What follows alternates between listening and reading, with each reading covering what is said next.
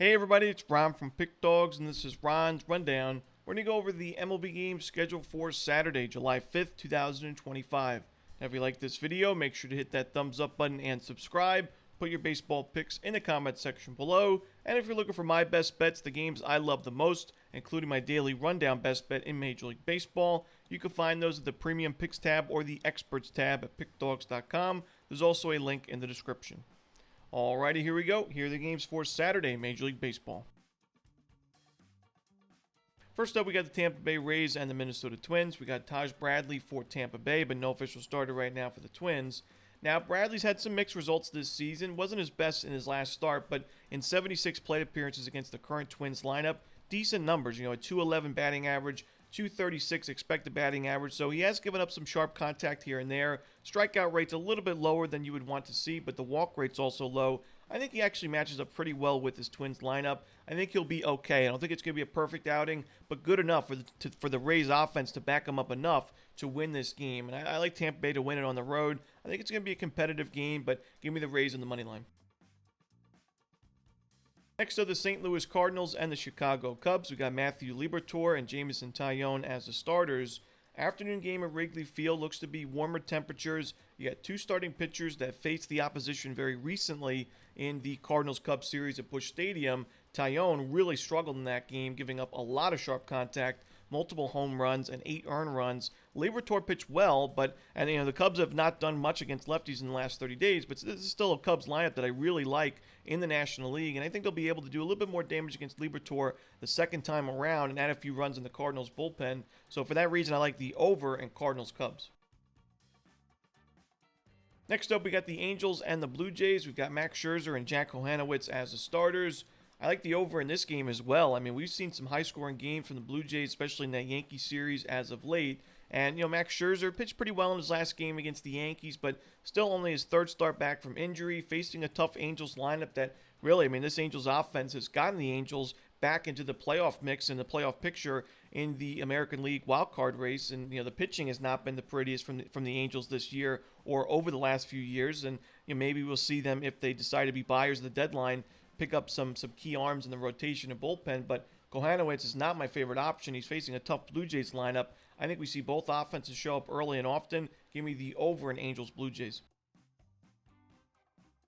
Next up, the Red Sox and the Nationals. We've got Walker Buehler and Mitchell Parker as the starters.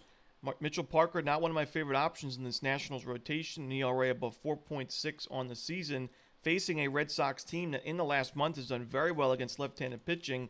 And they're top 5 right now in both isolated power and team OPS. Strikeout rate's a little bit steep, but I don't think it's going to be a problem against Parker. And I also don't love Walker Buehler on the other side for the Red Sox. This is another game where I like the over. I think we see both teams score early and often. Give me the over in Red Sox Nationals.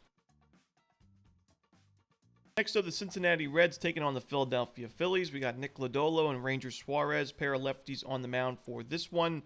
Now, when you look at these two offenses in the last 30 days, the Reds are 19th in team OPS against lefties. Phillies are 26th. I don't think we see a ton of offense early in this game. I lean towards the under in the first 5 innings, but I also think the Phillies end up winning this game. Both starting pitchers have great numbers against the opposition. We just talked about how they have a beneficial matchup, but I think the Phillies have the better bullpen, and I know that's not always been the case this season, but it's still a Phillies bullpen that right now, in terms of projected WAR, is top 10 in Major League Baseball, while the Reds are outside the top 20. So I think going forward, especially in the second half of the year, this Phillies bullpen is going to continue to make some improvements, while the Reds go the other direction. So give me the Phillies in the full game and the under in the first 5. Next up, the Orioles and the Braves. We got Dean Kramer for Baltimore. No official starter right now for the Braves. Kramer's been pitching really well as of late. He was somebody that had a really steep ERA at the very beginning of the season. I believe it was above 6 at one point through a good amount of starts. It was a decent sample size. Now we see his last 3 games against some tough lineups. 2 starts against the Rays, a start against the Yankees at Yankee Stadium, 1 earned run or fewer in all 3 of those starts. His strikeout numbers were there. The Orioles have picked up wins in 2 of his last 3 games. So I think Kramer can pitch pretty well. I know he doesn't have the best numbers against the current Braves lineup, but I think his lineup backs him up for a few runs early. And similar to the Phillies, even though the Orioles bullpen has many struggles at the beginning of the season, it was one of the big reasons why the O's were struggling so much. It's still a bullpen that in terms of projected WAR, in terms of the talent on paper, is top 5 in Major League Baseball. So I'm also not giving up on this Orioles bullpen in the second half of the year. I like the Orioles in this game on the money line on the road. Next up, the Brewers and the Marlins. We've got Chad Patrick and Cal Quantrill as the starters.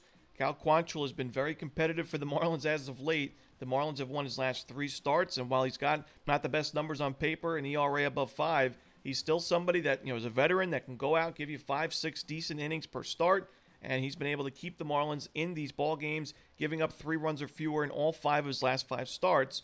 I think he's going to do so here. I think that the Marlins have the lead to the first 5 innings. I actually like their matchup against Chad Patrick, who is also, starting to miss some more bats recently, but the Brewers have lost his last 5 starts. I think Milwaukee has a pretty big advantage in the bullpen in this series, so for that reason, I'm going to roll with the Marlins in the first 5 innings. Next up, the Yankees and the Mets. We've got Carlos Rodon and Frankie Montas as the starters. I know not a lot of people are looking to back the Yankees right now, but this is still a situation where I cannot back Frankie Montas against this Yankees lineup, and I don't love backing the Mets up against a left-handed starting pitcher right now. Now, this current Mets lineup has decent numbers against Rodon in past meetings, but Rodon's having a great season, and the Mets have been dreadful against lefties in the last 30 days, dead last in Major League Baseball in WOBA. So I got to roll with the Yankees in this game on the money line. As much as people may not like it, I'm rolling with the Yanks on the money line. Next up, we've got the Royals and the Diamondbacks. We've got Michael Wacha and Ryan Nelson listed as the starters, but there is no official lineup for this game, so we could see a pitching change. Now, Michael Wacha against the current Diamondbacks lineup in 93 plate appearances, pretty low strikeout rate, and an xWOBA at 341, which is rather steep, 483 expected slugging percentage. You're pitching at a hitter-friendly ballpark against a Diamondbacks team that's been great offensively against righties basically all season. I don't love the matchup for Wacha, and especially with the fact that the Royals, if Wacha goes out and gives up 3-4 runs early, that could be it for KC. This is not a team that's been able to string together innings offensively or, put up a lot of, they're near the bottom of the league in runs per game for a reason. So I'm going to roll with the Diamondbacks in this game on the money line at Chase Field. Next up, the Detroit Tigers and the Cleveland Guardians. We've got Casey Mize and Logan Allen as your starters. Now, I've mentioned I am looking to fade the Tigers in the second half of the season. I do think we're going to get some really good prices going against Detroit because of its great record on paper. But this is not one of those spots for me. Detroit's crushed left-handed pitching in the last 30 days. Low strikeout rate, high walk rate, number 1 in OPS, right there in isolated power, I think number 2 in the league. So facing Logan Allen, I think it's a good matchup for Detroit offensively. I'm not the biggest Casey Mize fan long-term, but I think he's still a good option in this Tigers rotation currently, and he's been a winning machine, so it is tough to go against him in this situation. I'm going to roll the Tigers in this game on the money line and maybe even the run line on the road. Next up, we've got the Astros and the Dodgers. We've got Framber Valdez and Shohei Ohtani as the starters. Framber's got pretty good numbers against this current Dodgers lineup, especially for a pitcher with this large of a sample size, over 115 plate appearances, xWOBA below 300, a 30% strikeout rate. So solid numbers. He's in great form, of course, overall. The Astros have won a ton of his starts recently. It's tough to go against the Astros, even though it's the Dodgers on the other side. Shohei Ohtani's only pitched 4 innings this season. It's still a very small sample size. I think the Astros have improved offensively on the road in the last month or so. We know at the beginning of the season it was dreadful. They still have a long ways to go, and they're still, going into Friday's game, 1 game under 500 on the road overall. But I think Houston's going to be competitive in this ball game. I like the chances to pick up the W. Give me the Astros. Next up, we've got the Rockies and White Sox from Coors Field. We've got Jonathan Cannon for Chicago. We've got German Marquez going for the Rockies. It's going to be the first career Coors Field start for Jonathan Cannon. That is a little bit concerning for me. We know Marquez got a lot of experience pitching at Coors Field. And honestly, after his really bad early season struggles, Marquez has been able to manage, pretty good numbers recently for the Rockies in this rotation. We know it hasn't really led to too many, Rockies victories, but they've won 2 of his last 3 games, and he gave up 6 unearned runs against the Dodgers back on June 24th. As the defense didn't do many favors. But overall, he's at 5+ strikeouts in 3 of his last 4. His control's been a little bit better. I think he's going to go 5-6 decent innings in this game against a weak White Sox lineup. I think the Rockies get to Cannon for a few runs, and I think we see the Rockies pick up the W. Give me Colorado on the money line. Next up, the Rangers and the Padres. We got Jack Leiter and Stephen Kolek as your starters. Now, Jack Leiter, we know a lot of potential in his game. The concern so far at the major league level has been the control and the walks. He's had 32 walks and 71 in the third innings this season, which is just not going to get it done. You see 58 strikeouts in those 71 innings. Not really what you want to see either, but he had 7 Ks in his last game against the Mariners, 6 innings of 1-run ball. I think overall he's trending in the right direction. I actually like him in this matchup against San Diego, and I've mentioned the regression concerns for Steven Kolick. I think the Rangers, even though they've been a not great offense on the road this year, I think they can get a few runs off of Kolick. In a low-scoring game where I lean towards the under, I'm going to take the Rangers as well on the money line.